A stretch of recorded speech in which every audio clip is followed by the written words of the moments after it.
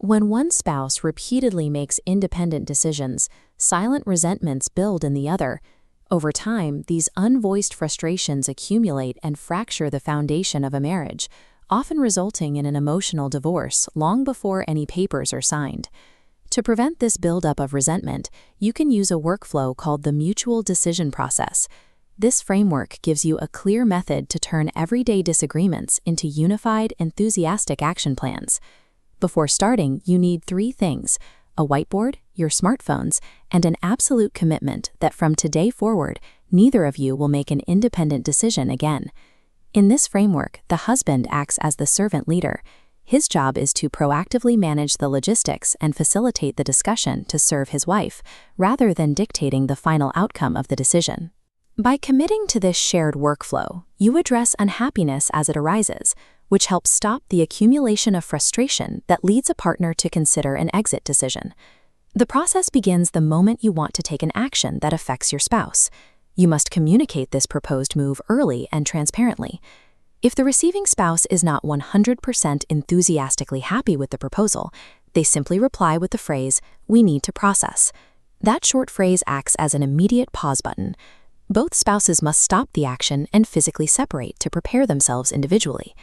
During this separation, you will work through a 4-question self-audit in quiet reflection or prayer. This checklist keeps you focused. First, is my point of view selfish? Second, what is the Lord's perspective? Third, is my emotional intensity triggered by past trauma or fear? Finally, examine your spouse's point of view and its validity. This mandatory individual preparation ensures that old wounds and anxieties may not derail the conversation you are about to have. Now that you've prepared, come together at your whiteboard. Take turns sharing your audit answers, practicing active listening so each person feels entirely heard. Next, start brainstorming. Write down as many creative solutions as you can. Do not judge or eliminate any ideas. Just get them out of your heads. This is where the process often breaks down. Under stress, a dominant personality bulldozes the conversation, while a passive personality will simply withdraw to avoid conflict. To counter this, the dominant spouse must bend their natural tendencies toward the softer side, listening more and pushing less. Conversely, the passive spouse must bend toward the harder side, speaking up and refusing to hide out of fear. By consciously adjusting your communication styles, you meet in the middle. This eliminates the risk of a reluctant agreement, where one spouse simply caves.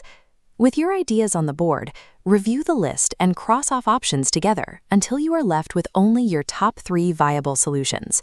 Now, negotiate to combine the best individual elements of those top 3 ideas into a single, unified action plan. You will now vote on this final solution. Each of you gets exactly 1 vote. Abstentions and stalemates are not allowed. Look each other in the eye.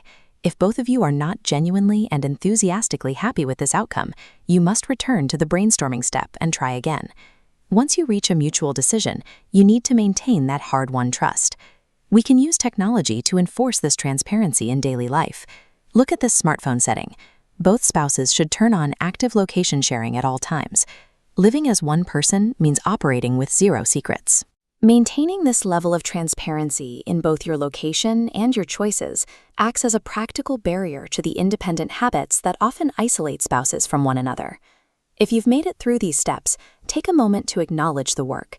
You just turned a potential conflict into a mutual, enthusiastic decision right there on your whiteboard. But even enthusiastic decisions require maintenance. Circumstances change, and without follow-up, delayed frustration can still creep in. As shown in this calendar event, open your phone immediately and set an alert for exactly 2 weeks from today. Title it Decision Revote. You will use this scheduled time to verify you are both still happy with the outcome. Initially, this workflow requires real effort, but as it becomes a habit, it can reduce future conflict by more than 80%, making unified communication a natural part of your marriage.